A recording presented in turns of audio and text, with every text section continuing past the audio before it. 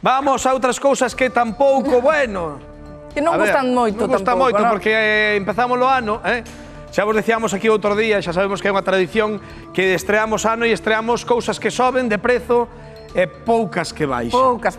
Moitas frechas para arriba vermellas, cousas que soben, e moi poucas frechas para baixo verdes, que son as que baixan. Aí as tedes, E unha das que sobe e moito é a autoestrada AP9, que se converte unha vez máis nunha das 3 autoestradas de toda España en que máis soben as peaxes. É dicir, das máis caras, en resumen.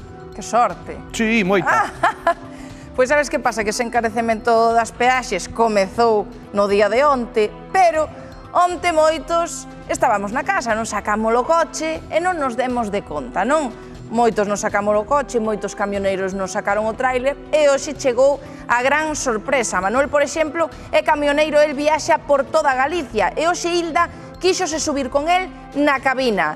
Estaban circulando, pararon na peaxe e cando lle saiu a cobrar, os dous botaron as más a cabeza.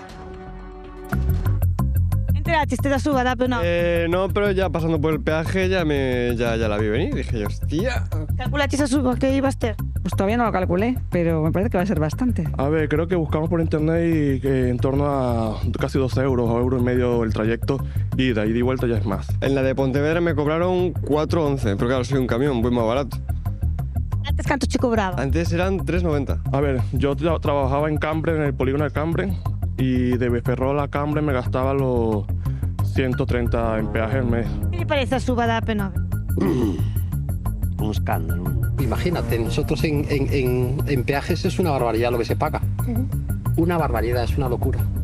Y eso mes tras mes, mes tras mes, mes tras mes. Y los sueldos no nos suben. Te utiliza a AP9 para ir a traballar? Para ir a traballar. Canto gasta ao mes en AP9? Sobre 200 euros, máis ou menos. A mí me están clavando todas las semanas. Con el coche ya son 5 euros la de Pontevedra. A ver, eu estou a favor de que nacionalicen a autopista, que ya quiten a concesionaria e rescaten, non la poñan gratuita, que xa está requete pagada. Esperaban que volverá a subir a AP9? Parece ser que iba a haber una tregua, que iban a controlar eso.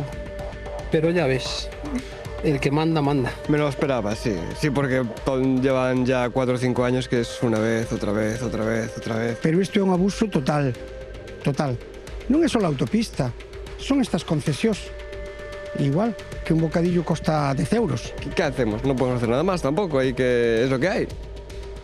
Una mierda, pero... Facemos a comparación de Coruña a Madrid, Ferrol, Vigo, é exagerado. Podo ir agora contigo así coñezo a tua historia? Sí, podes. Bueno, en algo somos os primeiros, non?